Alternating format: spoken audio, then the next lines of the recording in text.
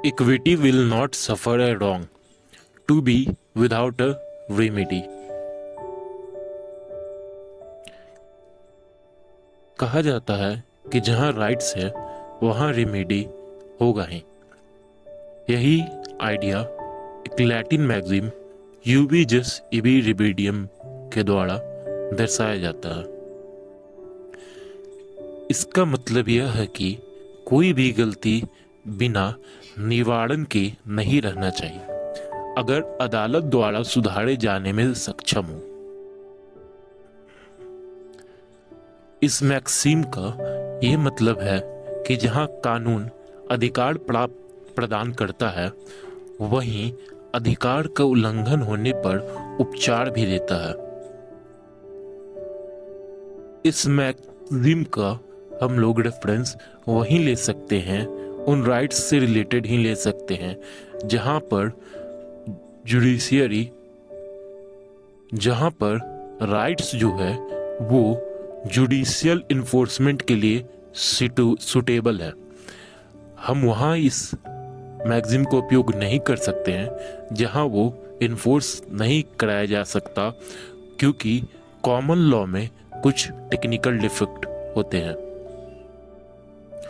तो जहाँ पर कॉमन लॉ में कुछ टेक्निकल डिफेक्ट के कारण हम लोग इस राइट का इन्फोर्समेंट नहीं करवा पाते थे, वहीं पर इक्विटी काम में आता है।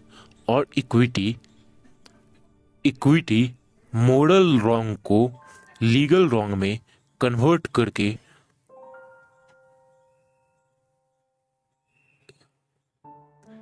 रेमेडी प्रोवाइड करवाता है। इसका एप्लीकेशन हम लोग एक इंग्लिश केस में देख सकते हैं, एसवे वर्सेस वाइट, जहां पर एक क्वालिफाइड वोटर को वोट नहीं देने दिया गया था। जिस ऑफिसर ने उसे वोट देने से नहीं देने दिया था, उस ऑफिसर के अगेंस्ट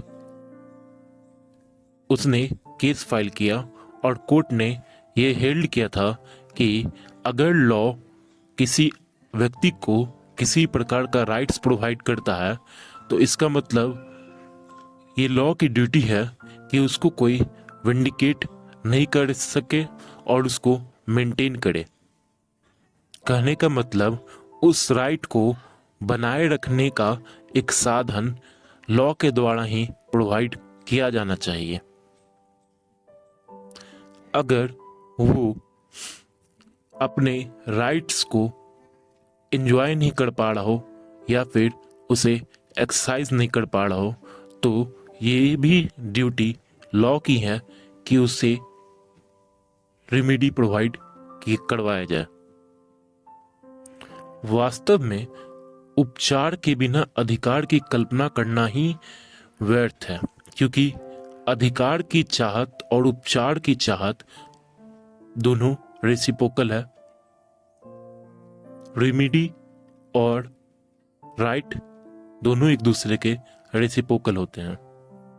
इसका कुछ एग्जाम्पल जो कि हम लोग इंडियन लॉ में देखते हैं वो है सीपीसी में, जहां सिविल कोर्ट को ये राइट दिया गया है कि वो हर एक प्रकार का सिविल सूट को एंटरटेन कर सके अनलेस वो प्रोहिबिटेड ना हो। स्पेसिफिक रिलीफ एक्ट में हम लोग को बहुत टाइप का इक्विटेबल रेमेडी मिलता है, जैसे कि specific performance of contract, rectification of instrument, injunction, declaratory decree, etc।